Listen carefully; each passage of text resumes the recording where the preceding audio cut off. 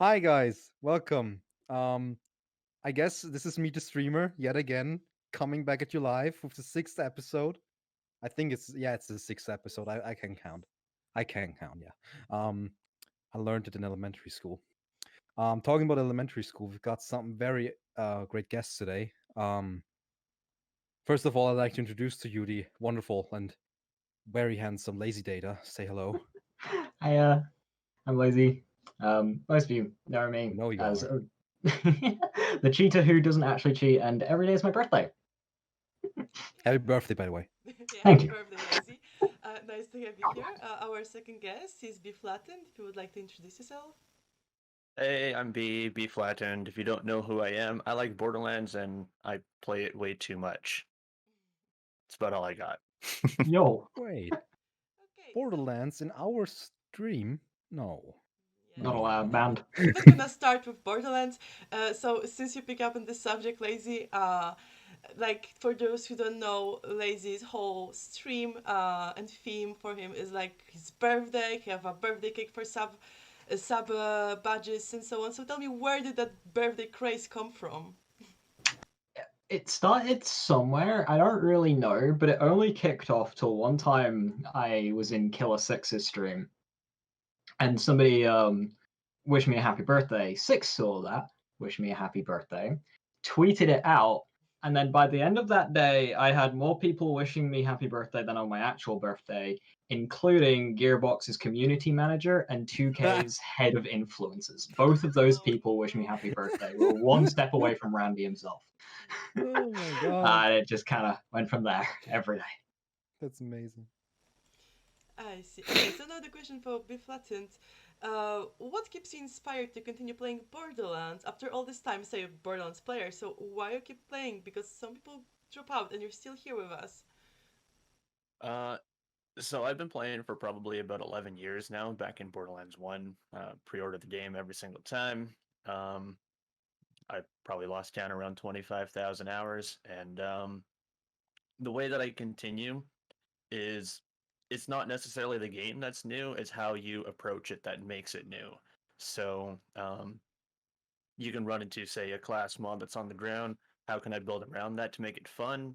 How do I, make something new with this? Um, Rather than doing the same old stuff the entire time. And of course, you're going to get burned out with that. So, making the game new is how I do it. Oh, amazing.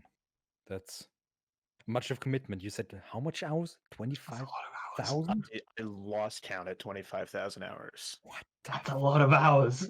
That's like a lot of hours, boy. That's just like, whew, It's that's some it's commitment. calculated to be about 3.5 years, and that's when And I lost count. I became admin here with just about shortly of 600 hours in Borderlands 2. Like, now I'm a scam, but like, whew, that's like, you've got a lot of hours on your belt. I respect that. Okay, guys. Question to both of you. Like, now we're gonna be like, I go a little more into the game. This question is, which is your guys' favorite skill tree and why? Ooh. And you can pick any skill tree. It's not limited to 3. So if you think Timothy's great, you can pick him. But yeah.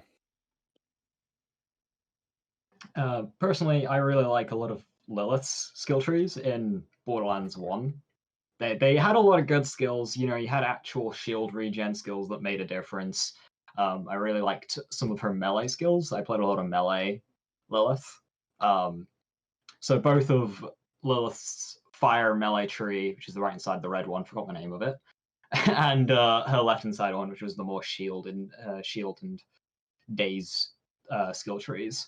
And then Wilhelm's, just in general, just the augmenting of Wilhelm, where you get the robotic legs, the robotic punching arm, his voice gets more robotic over time. I love that idea with the skill trees. So that's my favorite. Yeah, what about you, Flattened? Well, Lazy took actually both of my answers. Oh, um, damn. I Great I minds. chose Lilith from Borderlands 1 because I've always backed that Lilith is pretty much all four Vault Hunters in one. She has melee like Brick, she has sniper with the class mods like Mordecai. Um, she has a class mod that also gives you ammo regen, which was Roland's gimmick, and she also has her invincibility. So she is 4 Vault Hunters in one. And I also agree with Wilhelm because I really like pet builds. And Wilhelm, to me, I believe was the first true pet build that we got. All other pet builds prior to, before Borderlands 3 came out, were kind of shaky. You know, you had Mordecai with his Bloodwing. You had to stare at an enemy in order for Bloodwing to hit, and then you had to wait for Bloodwing to return to you in order to get health back. Pet builds before Wilhelm were kind of shaky, and Wolf and Saint kind of made up for that. So, those are my two. And that's kind of surprising that you two actually picked the same tree. Like, Wilhelm aside, Lilith has been named a lot at this point as like favorite character or favorite character design. And to think that this character just came from one where like Borderlands was still in its infant steps, it's kind of amazing to see how far they've come and haven't really been able to recreate the Lilith magic in another title. And moving on from that, I was wondering though, in Borderlands 3, do you still like how the skill trees are designed? And like if we look at previous games and everything, do you think they like made it better? Do you think they made it worse? Is there anything that you would like to see more of? So that's a difficult one because the problem with Borderlands 3 is the skill trees aren't inherently badly designed for the most part. It's just that there's lots of outside mechanics shaking them up, like mayhem scaling and stuff. So take Amara's blue tree. That's got a lot of really cool things going on, lots of different ideas thrown in there, and that's really good. But then right next to it, you've got Amara's green, which just kind of doesn't really connect together. So they landed some, and they also missed with some. With the skill trees, they're not inherently bad. I think that their descriptions are just a little lackluster. Like they're not very descriptive. My example is Amara's what is that skill called now? I totally forgot. The closer you are, you do more damage in the green tree. Personal space. Tier 1 skill. Personal space. Yeah. Personal space isn't very descriptive because it says the closer you are to the enemy, the more damage you do, but it's like except for the face puncher. Well, it So just it's doesn't descriptive apply in to that that sake. thing at all. Yeah, it just doesn't seem to want to do that for some reason. And there's many other examples, but that's the first one that comes to my mind. That's a damage type issue, by the way. That's just It's the whole melee and actual gun damage and stuff like that. There's Yeah. a separation with that, but it just says bonus damage. It says 2 guns, but that's just face puncher being face puncher. Well, if we talk So- about Amara, oh sorry, continue. Sorry, I didn't interrupt you. No, it's okay. If we talk about Amara here, I have a question for you, Lazy. How do you feel about her current state in the game, specifically the skill tree design and her mechanics? Like current meta, how do you think she's in the game? Overall, I like Amara's just overall power and time to kill. I actually think the other characters are too strong, and Amara's overall level is actually feels pretty good. It's just kind of in awkward places, as I said before, of the mayhem scaling. I think if the mayhem scaling was taken from Remnant Ties and Indiscriminate and just kind of spread across her trees a bit more evenly, she'd be in a much better spot. But in overall power, I think she's fine. She's got 2 trees that is clearly dedicated towards more action skills and melee, and 2 that are more oriented towards guns. I wish there was a bit more blurring towards them to enable more hybrid builds, since that's something that they tried to kind of do with, say, Jab Cross or Personal Space.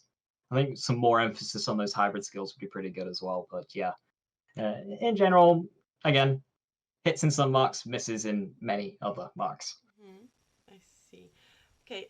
So another question for BFlattened. What is your, because you made some of the builds, some very fun builds. Tell me, which is your favorite character to create builds for, like from total zero, from zero to like the ready creation? Which is the most fun to create builds for? That's really, really tough because a build switches every other week for me. I want to say Currently, maybe.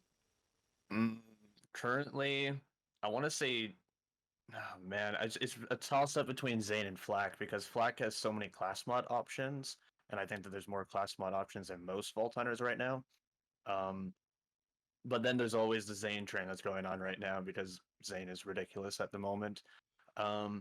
It makes me happy that there isn't just a lock to Scene dead, because we were locked in that class mod for a very long period of time, and at least it opens up the door to like the spy comm, the hustler comm, and making builds around that and making some guns work around that is pretty fun as well. Big toss up between Zane and Flak though.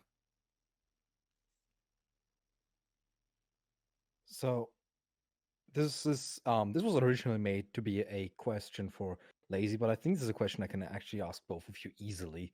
Which is, what are some aspects aside from general gameplay gunplay improvements that you think that BL3 did better than BL2, like that were an absolute upgrade?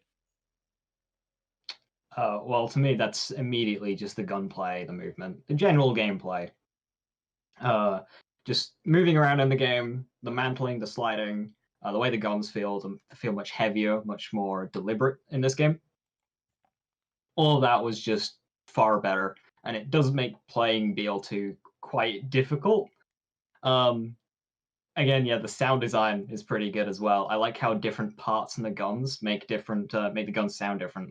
I've picked up so many different skull mashers that all sound wildly different, just because of different muzzles and stuff on them. So just general purpose stuff like that was just done better in BL3.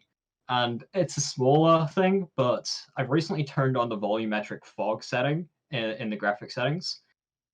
It looks really nice. I really like it. So just looks better, sounds better, plays better.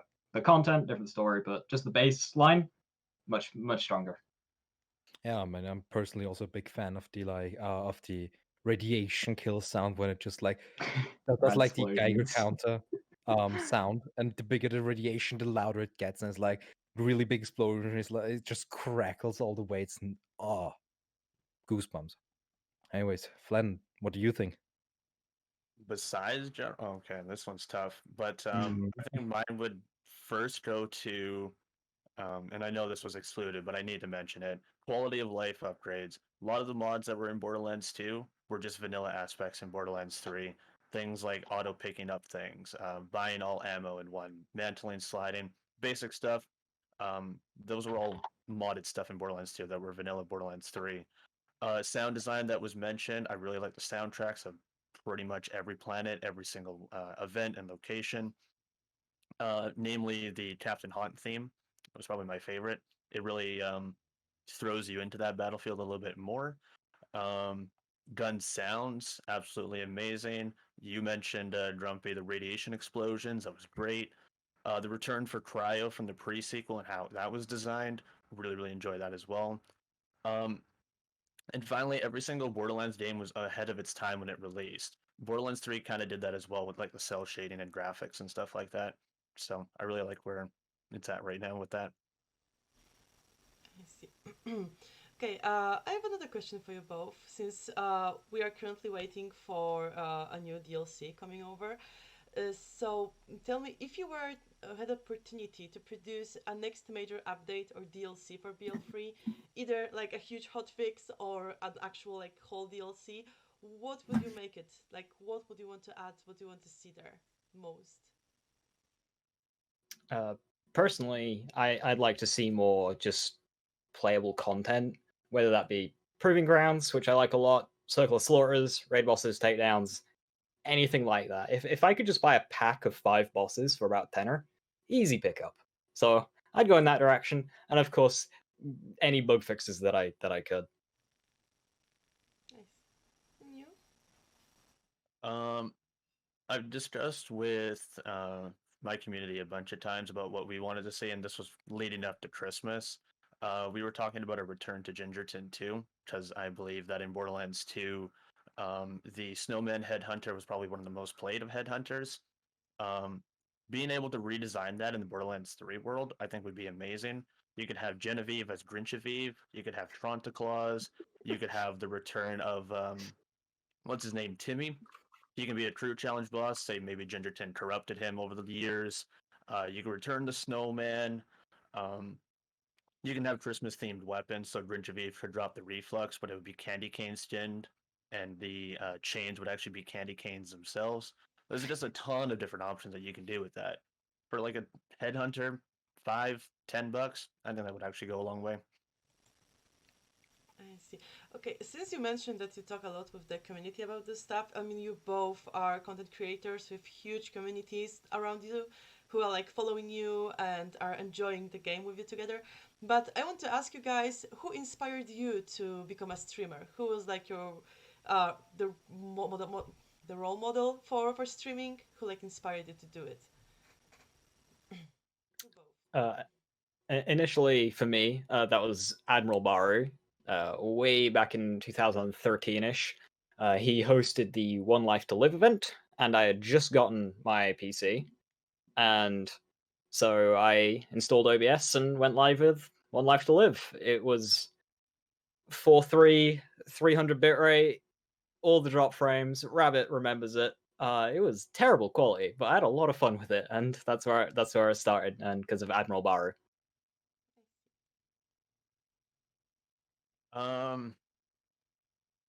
To try to make it as short as possible, I would probably say a combination of Jolt Dude and Killer 6. Back before I was a content creator, they were the people that I was watching the most during the Borderlands 2 days. And then being able to um, do like community events with them, i.e. the hunt. I felt like it was a great way to involve myself a little bit more. So initially, I would say Joel Steed and Killer 6 is where my inspirations drew from. Great. And honestly, I want to go like a little bit further back. Like now that we know how you guys started streaming, I would like to know what was your guys' first video game, at least the first video game that you can remember. So I'd have been about 4 or 5 years old, and my dad comes home with an Xbox. Aw. He'd moved into his own place, so he could finally get one. So he immediately got one as soon as he could, and it was Midnight Club 2. And we had this giant, the original Duke Xbox controller, like bigger than me at the time.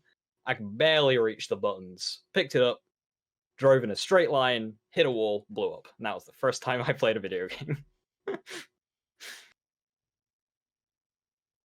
So this is probably showing my age a little bit here, but I was 6 years old. My uncle gave me a Nintendo 64 for my birthday. Wow. Couple games that I was having, and probably my first and my favorite was probably Banjo-Kazooie, which Nice. was not appropriate for a 6-year-old, but we played it anyways. I mean, it's still a very good game. Like Mhm. Banjo-Kazooie is still about right about a day, and hey, he even got in Smash, so has to be something good Yeah. about this one, right? You have no idea how happy I was to see him in Smash. Oh yeah. Man, like Smash is wild nowadays with the characters. Like when Steve came out, wow. I was like I at first thought it was a troll. Anyways, um moving on. Next question on what was you on what and how. What got you guys into Borderlands? Like not streaming this time, but like why how or why did you pick up your first Borderlands game? So for me, I was heading home with a friend from school. This had been 2010-ish. And again, my dad handed me and my friend a stack of 5 games that a friend had given us, and only one of them had co-op. So we played that one. Happened to be Borderlands, and it was one of the first RPG-esque shooters that we'd ever played. It was one of the first of the time, actually. And we just fell in love with it immediately and just played it from there.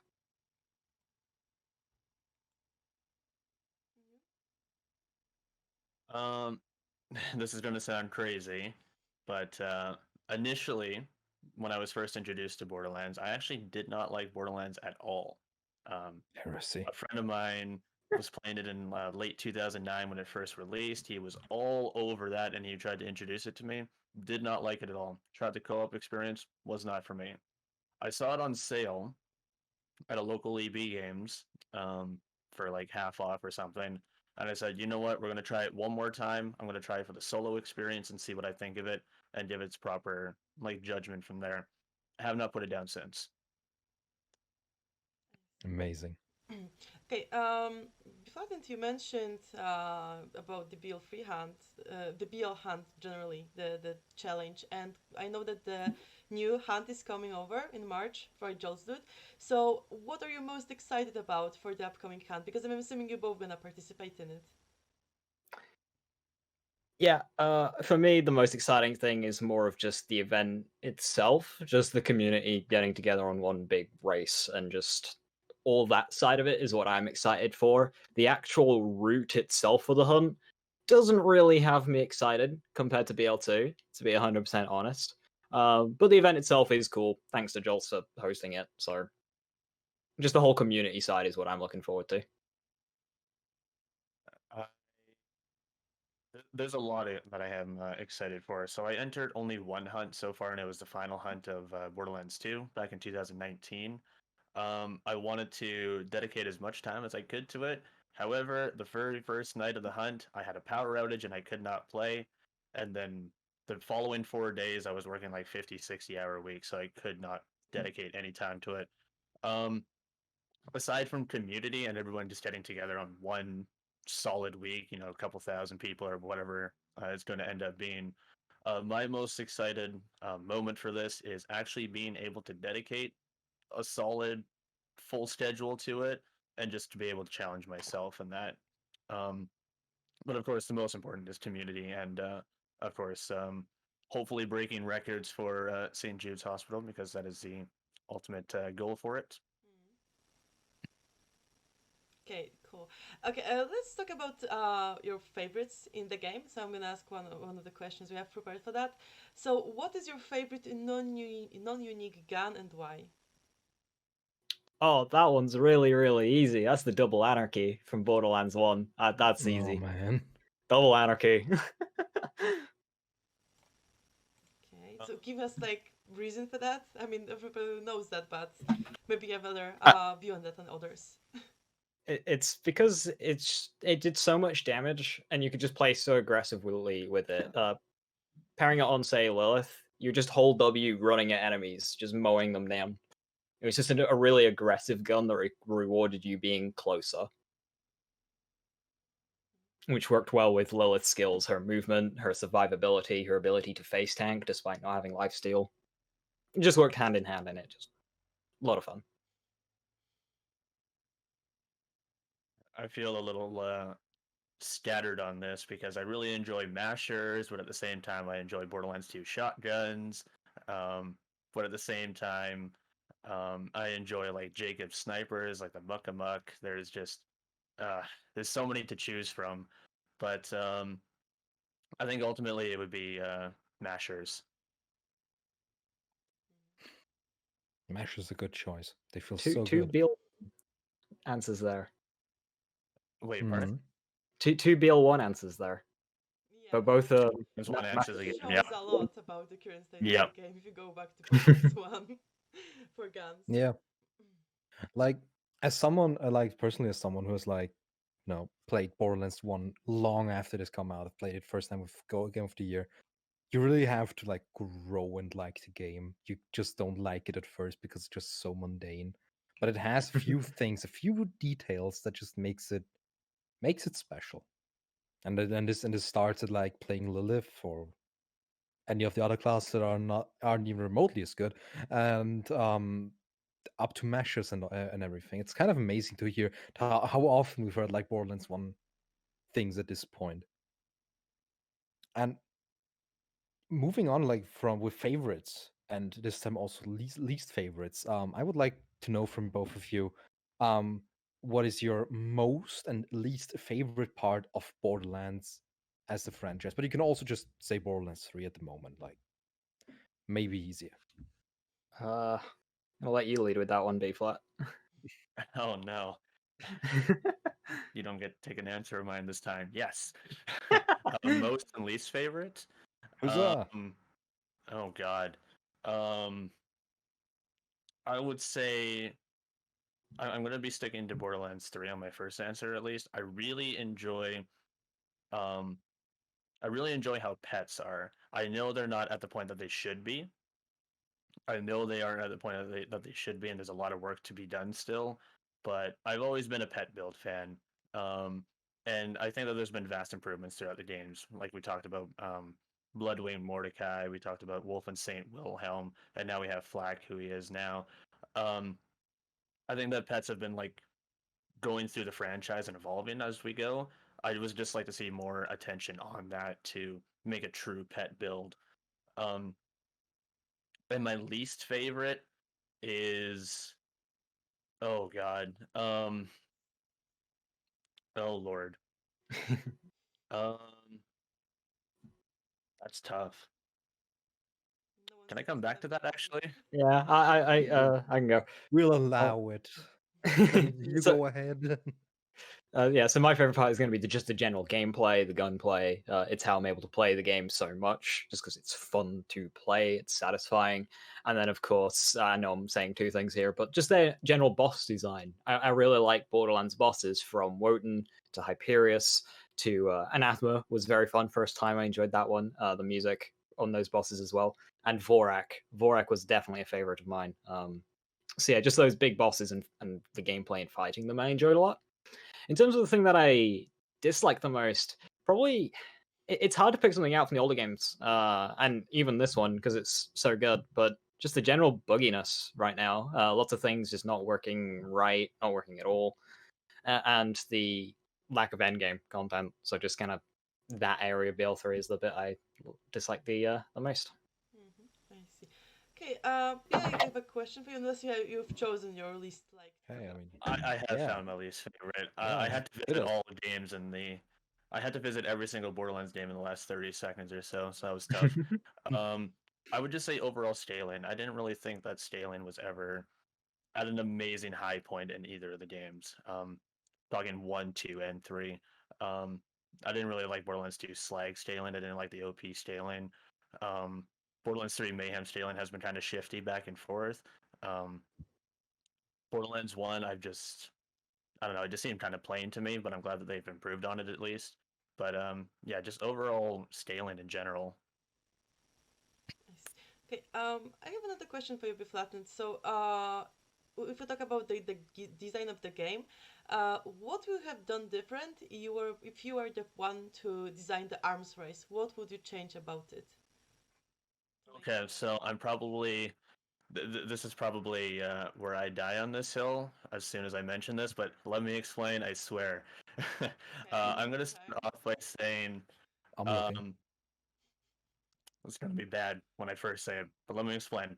Hey, good. I'm gonna go all the way back to Call of Duty Ghosts. So Call of Duty Ghosts had this game mode called Extinction. Extinction was kind of a work on the Horde of Zombies mode. I think that there's a few cool factors that they could have taken over from this kind of feature. Things like challenges, getting rewarded for challenges so that you don't just pick up a TD or an arms race and just face roll everything. Like an incentive to do challenges, kill 25 enemies with an assault rifle. You don't really get a TD or option in that. Um, things along those lines. Um, there could be incentives, as in like getting really minor perks, not like Ties That Bind or Iron Bear perks, but minor perks such as like you take less damage in the Murder Cane. You can regenerate health over time, something like minor, nothing overpowered. Um, you can earn this through a type of currency that's exclusive to Arms Race. For the heck of it, let's call that Explodios from Torg, because why not?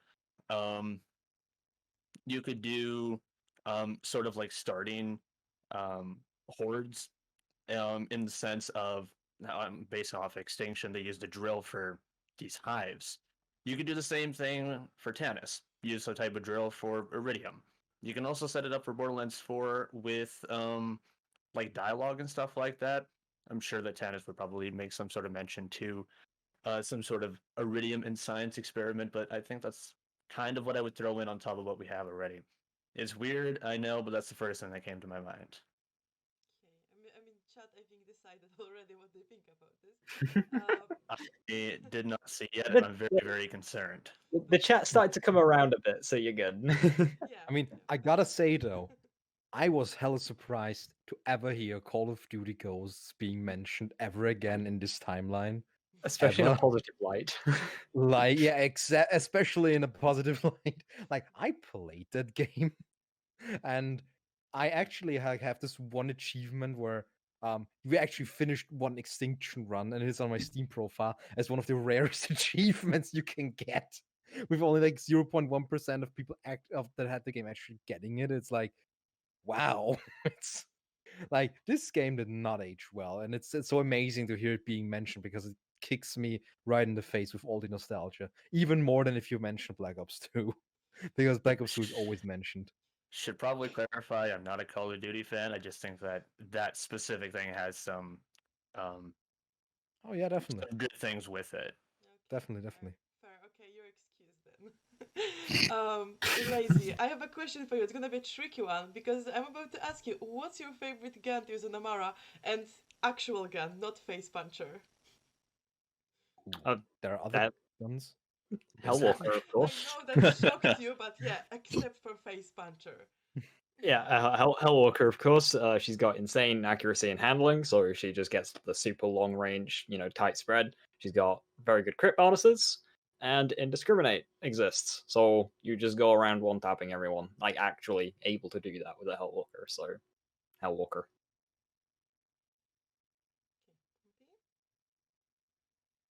Yeah, is B gonna answer, or was it just for Lazy? It was just for Oh, I Just for guess he Lazy, doesn't okay. play Amara. Huh. I do play Okay. Amara, just not to the level of LazyData. Just name a gun, any gun. It's okay. Just name a gun, any We gun. love you. Hellwalker, That's, it's that's fine. not the Hellwalker. Just name the Hellwalker. Say Dark Army. I actually really enjoy the Dark Army. It's really good. Yeah, I love it. It's amazing. Mm, It gives me the whole I have to TO choose a power gun that's not fantasy. the face puncher on Amara. I don't know. I've been on a really big Breath of the Dying and Teos kick recently, so I'm just gonna throw those in there. Oh, the Breath of the Dying is very cool. But moving away from Borderlands 3, yuck, bad game. Nah, just kidding. Like one very interesting question because it's been in the news for past couple days. What do you guys think about the upcoming Borderlands movie? What are your expectations? What are your predictions? What do you think about Kevin Hart as Roland? I want to hear it. For me, the Borderlands movie, I know it's not going to have any kind of ounce of seriousness to the current Borderlands lore or No. anything. So I'm just going to go in fully open-minded, expecting silly fun. I think the director even said he wanted to get cosplayers on it just so he could kill them on, well, not obviously not actually, but it's just going to be a silly laugh. Not going to go in expecting anything serious at all, and just going to enjoy it. So you think it's gonna be like a trash tier fun movie that's Yeah. just that you just I- kind of watch for laughs? Yeah, pretty much. Like I enjoyed the Resident Evil movies. Oh my god. I need to I need to see the Monster Hunter one. I know that one is a bit of a dumpster fire, so I need to see that one. But I don't mind them. I don't mind them. I actually quite like silly movies like that. And what about you, Um, Flatten? I think that going off of what LazyData said, this is not going to be following any sort of like timeline in the game. So at least if it ends up being C, D tier or ignore tier, it's not going to ruin the games in any way, shape, or form. But going into it open-minded, I think that Kevin Hart actually has a pretty good shot at Roland, considering Borderlands 1 Roland actually had some personality to him. And there's a little bit of lightheartedness. It wasn't until 2 is where he became like a really stone-faced kind of no personality kind of person. I also think that this is a shot for Kevin Hart to not just be the token comedian, silly short guy from every single set that he's ever had. To make up for the casting, because obviously the casting seems some shaky times, you could actually cast Dave Bautista, wrestler, guy in Drax in Guardians of the Galaxy, as Brick, and putting them side by side, yeah, you can kind of see that Brick is going to be completely stealing Kevin Hart, which is fairly close to what the games would be. I think it's going to be fun though. Yeah, I personally think like with all the prestigious names that are gonna pull in there, like I'm almost like convinced that it just will pull it's like some well-known name, like let's say Elijah Wood, and just put him as some random psycho in there. That it just get that particularly gets killed just to be silly. Like just money, just throw it out, get the people. But yeah, like Borderlands movie, it's gonna be interesting to see what actually comes out of it. Mm-hmm. Talking also what comes out of it in the near future of Borderlands 3. I was wondering what you guys think would like what you think about like Takedown and what you would like the next Takedown theme to be. Like we had the Guardian, we had the Malevolon. What's your pick? You get to choose. So I really want a COV one because I'm just a bit insane like that. I want anointed enemies. I just want the maximum difficulty they can offer through COV. I wanted a takedown level COV enemies. They're of course harder than say Fervor or Anvil. And I want a setting that's maybe a bit larger, electricity, like a really open where you got to go to different parts of the city to do different things to like open a door at the end to access the anointed militant, the invincible, of course. And yeah, that's the kind of direction I want to go for the next takedown. Something just brutally difficult and COV, because the design of COV enemies, you can basically do anything, especially with anointed enemies. And Electricity is just a really pretty map, and I want more of it. I've actually talked about this several times. I think that a TDR takedown would be fun. TDR was actually made fun of throughout the main story of the game, Katagawa Jr. namely. I think that having TDR get their revenge in the form of a takedown would be impressive. With the death of Katagawa Jr., I feel like TDR actually has an opportunity to make a name for themselves. You can even throw in Malawan in there, as in you can sort of throw a rivalry between the two, and you can fight both Malawan and TDR. At the very end, give me a giant gun, guns with leg boss. Like how Oh rotated man. it is, but with its own sort of like mechanics to it as well. I think that would be a lot of fun. Would think it would be... it Sorry, you go ahead. would it yell memes at you, like scream yeet when it fires? I would love it to stream sort of Bane related voice lines at me. Yeet. I wanted to Here insult comes me. I that wanted boy. to come back. Honestly, two things I'd love to see with that is like, first of all, what if TDR employees also throw the weapons at you? Yes. So That'd be just great. like you don't see it coming and they're just like throwing the thing at you and explodes. Homing And Murph. like, what Homing if like Murph, the yeah. big gun and the big gun you're employed to stop, you actually get hired by TDR to go in there, and like the big gun you're employed to stop is just it's like GLaDOS from Portal. It's just so sophisticated, and they're like, hey, Vault Hunter, we need this thing dead. It's like too smart. It throws guns at us. Please help. When the Teen Fire Plus Plus is against you.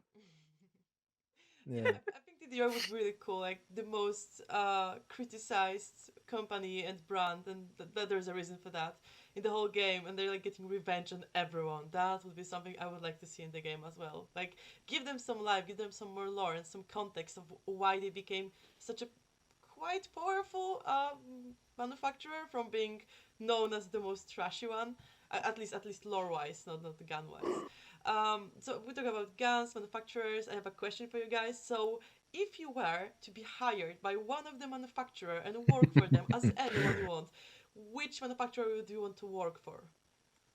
Oh lordy. That's a difficult one. Yeah, think of the benefits from the company.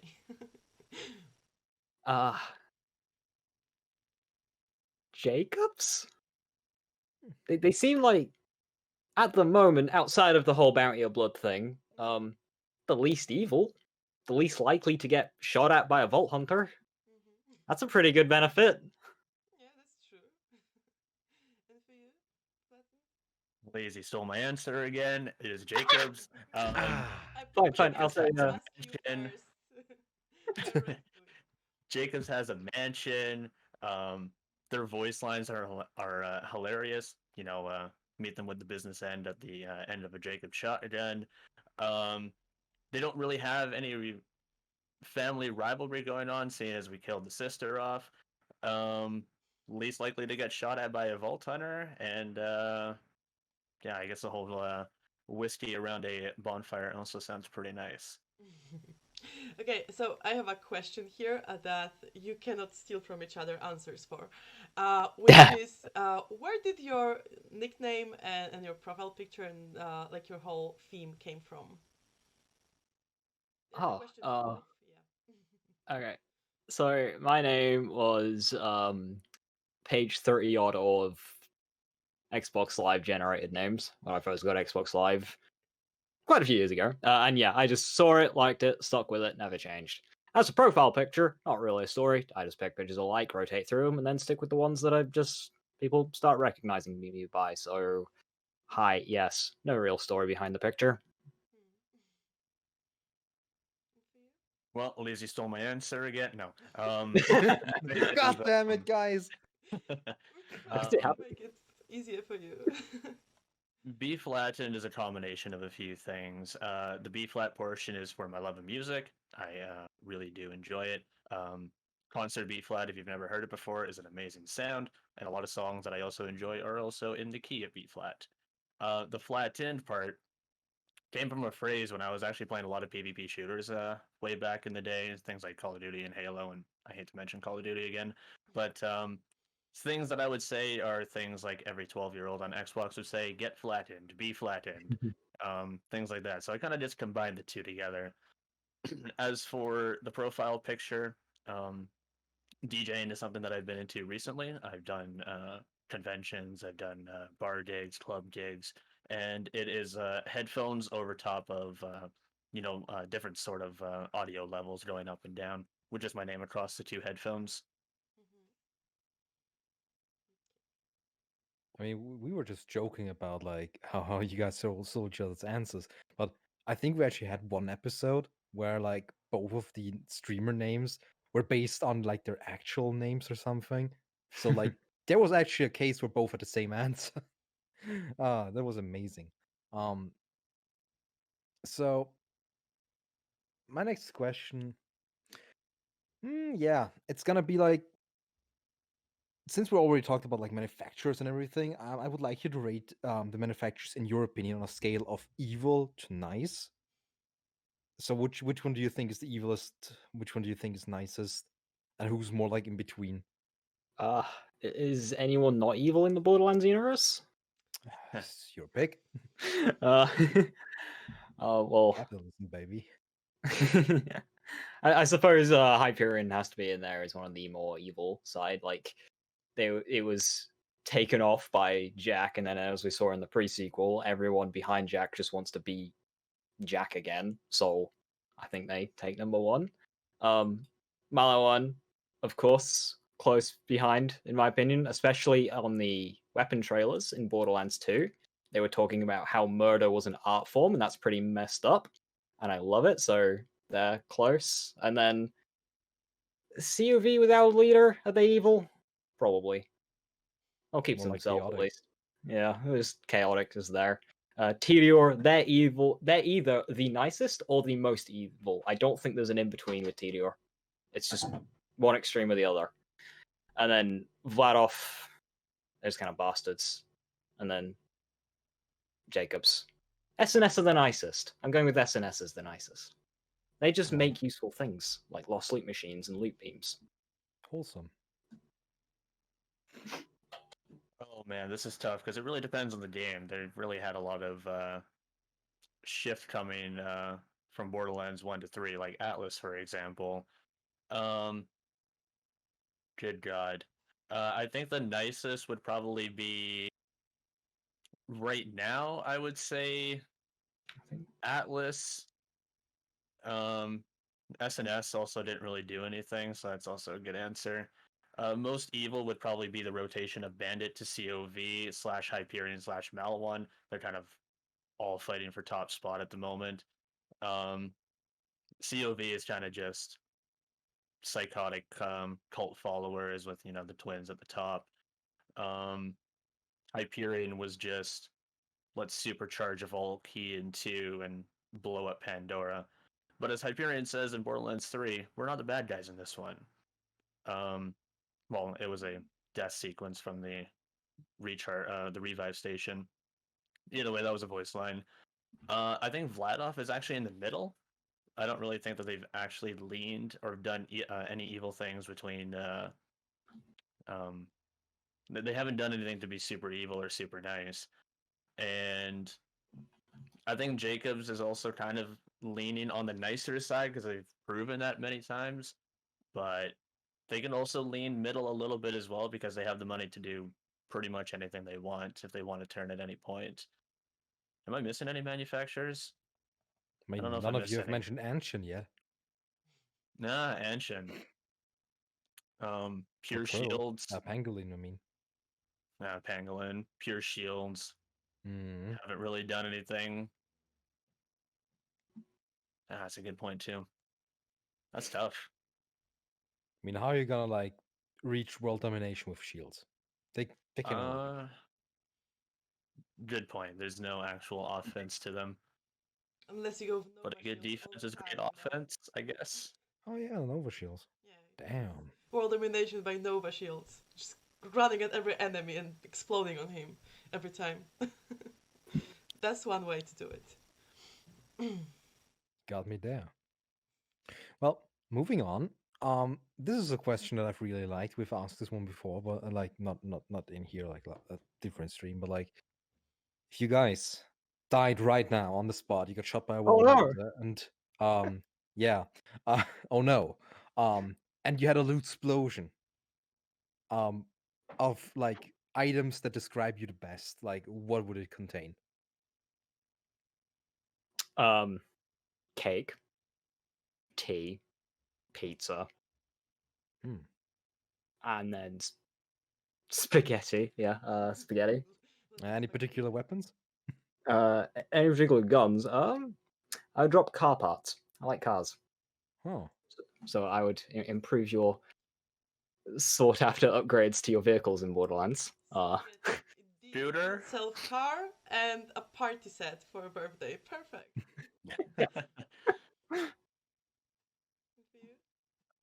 A loot explosion. I would probably say the first thing that comes to mind is whiskey. I really like Crown Royal. But if it came to weapons, it would probably be a hockey stick because I'm Canadian and I've played hockey for a number of years. I think those would be my top two. Is there an equivalent for not sleeping? Because I would throw that in there. Caffeine. like either caffeine or like cosmetic eyeshadows, maybe. We'll go with Or both. icons or concealer. We'll go with both. Why not? All right. But caffeine.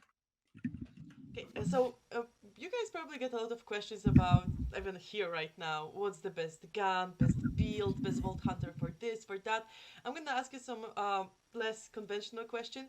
Which is your favorite Vault Hunter according to visuals? How they look like? How are their characters designed visually? Ooh. It's just good things to say about all four of them. Unless we're thinking other games as well. Yeah, sure. Like whichever Vault Hunter was most nicely designed. Like you like the most. Oh, I'd say that's a very difficult one to take. I've always liked the fiery angel wings on the sirens. Of course, Amara's fists as well. But I might just end up going back around to, sorry for still your answer here, Wilhelm, because of the whole augments on his on his arms and legs, instead with how it adapts with the skill tree. I would probably just end up saying either the sirens or Wilhelm. Well, now that I can't say Wilhelm anymore, you can say Next Wilhelm. question I'm asking you first, and then Lazy gonna copy for me the answer. Don't worry. Visually designed, I would probably say, if I can't say Wilhelm, I would probably say Krieg. I know he was shirtless and he had like a 10 pack and goddamn, but I think the visuals and the details on like his mask were actually very, very impressive to me, to the point that I would probably pick him first. I ended up actually trying to cosplay as Krieg one year, and just the mask details by itself are so intricate. and you really have to like get a good zoom in on that just to be able to appreciate it more, I think. I see. Well, you mentioned cosplay of Krieg. I actually had this question here. If you could cosplay one of the characters from the Borderlands, who would it be? So I assume here is a Krieg for you. Yeah, I would have to stick with Krieg. Lazy, who would you cosplay if you could? Do I get to pick Moe's because I got a giant mech suit? Like, could I have a functioning mech suit? Because Can you if I build could build a function, if building a functional mech suit was realistic, then I would probably say Moe's. Otherwise, maybe People Troy. have done it before. I mean, Yeah. Why not? Otherwise, maybe Troy for like the giant sword, the robotic arm, Yeah, cool coat. Again, a mechanic part on your body, yeah, but that arm would be cool to cosplay. Okay, so questions to you both, and I'm gonna start with BFlattened this time. So which character from older series didn't show up in Borderlands 3 yet, and you would like to see? I'm gonna make everyone sad. there Scooter. aren't many left. Oh, I really want to see Scooter. I really like him, but I'm sad. I think one of the Too more soon. popular answers that we haven't seen yet is probably Fiona. I feel like characters to transfer over from Tails, even though I wasn't a big fan of Tails, could probably make a good shining role in Borderlands 3. And we haven't seen a lot of Tails love besides, a couple characters here and there. The rest have already made an appearance. Yeah, true. I mean, we also didn't see Gortys or Loaderbot from the Tales, so there is a couple characters. We also didn't see a lot of people from the pre-sequel, actually. We only have Timothy. Timothy and Yeah, go on. Ice Listening. Queen is dead. Oh yeah, right. I think that's really about it. Crazy Arrow, Yeah. maybe. For me, you almost stole my answer, but no. Zed for me. I know there's legitimate real life reasons why he can't be in Borderlands 3 at the moment. But we all love Zed. We want him back. Zed, for sure. Get your medical degree, Zed, please. But like, what about like his evil brother Ned? Is he also? or Ted. What about Ted would also be great. I still remember the theories around DLC 4 with it being Ted as the Doctor. I think that would have been pretty cool. Not again. It's happened a lot, but I thought that was going to be a pretty cool twist if that was a thing.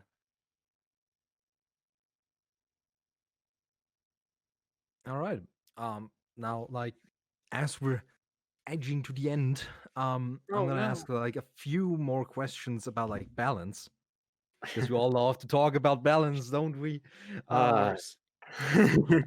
Like the easiest one. The easiest one. Do you think they should add a way for players to swap anointment on their gear? And if so, how? And hard mode would be no iridium. You can't say just use iridium. We have enough. Just use iridium. Yeah. Okay, he's taking easy mode. Okay, man. No. So for me, the main thing that I dislike about the anoint system is how much inventory space it takes. If I want like a firelight show that covers 3 action skills, I end up with 12 light shows. So I think if you were to just go into your inspect screen and then you just have a list, like a drop down list that listed all of the anoints, you selected the one that you want. I think that'd just be the simplest way for me. Just you could put a currency behind it, make it so you have to find the anoint out in the world to slot in like a gem slot. But yeah, just slotting it in on the inspect screen for me to swap anoints about. The guns are already part dependent enough to be RNG, so. Swapping annoyance, I'm gonna go on the other side this time, and I'm gonna say no. I don't think swapping annoyance at free will and or currency is a good idea.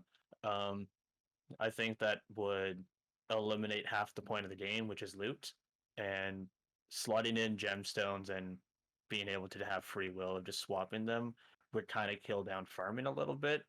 So yeah, I don't think swapping annoyance is a good idea. I think your counter to that is actually just cleaning up the annoyance. Because there's still a phase 2 purge that would actually be a pretty good idea. 40% iridium on action skill end, for example, and many others. So like your stance is actually like instead of like spacing the annoyance out like they did it right now to have like a single annoyance for each kind of the skill trees, instead it should just like unify them Condense again. them. Yeah. So like and condense them in like a few less. But don't you think this was the issue of like the 390 annoyance or the URED annoyance would still persist? They of course would, but I think just condensing the annoyance in general just makes the whole system smoother, easier to deal with, less frustrating. And while of course 300 over 90 will of course be best for one-shotting, condensing annoyance together would bring them more up if they had, say, for example, airborne and sliding annoyance. I know they were removed, but if all the airborne and all the sliding annoyance were just condensed into one, then that would have been really, really strong, especially for Zane. So that would have had its own place in the meta. Individually, not so much. Sorry, but altogether, would have been actually pretty good. Okay, I think that's gonna wrap up our interview for today. Thank you so much for joining us tonight. If you want to do some shout outs or like tell us where we can find you guys, we're gonna start with BFlattened. Well, I guess I would have to firstly name my entire community directly. If it wasn't for them, I would not be sitting down here. And that's ultimately just the biggest thing is that if I had nobody behind me, I'm not a person. I'm not a content creator or anything.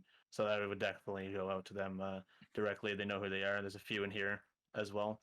If you don't know who I am, BFlat official or BFlat, and I'm pretty much all social medias. And Borderlands 3 is pretty much all I focus on, end game builds and stuff like that. Okay, thank you. And Lazy? Well, for me, I'd like to just say thank you to both of you and everyone here for hosting this this podcast here. That's thank you for that one. And then thank you to everyone in the Borderlands community, both still active and people who have maybe fallen off. Just everyone who I've known throughout, say, the old time trial community, Dizzy, Striker, and all, and Bar and Gathalion originally. Thank you for just building this wonderful community, and that everyone else has come in and just taken forward. And even though this game has gone through some rough patches, the game is always, mostly relevant and talked about. And just thank you. Okay, thank you guys. It was lovely to have you here.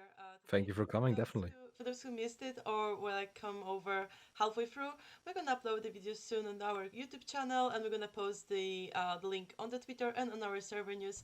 So thank you for tonight, and see you guys in 2 weeks. We have a Valentine's special episode in 2 weeks, and I hope I'm gonna see you there then when it happens. Yeah. So thank you again, and bye guys. Thanks. Bye.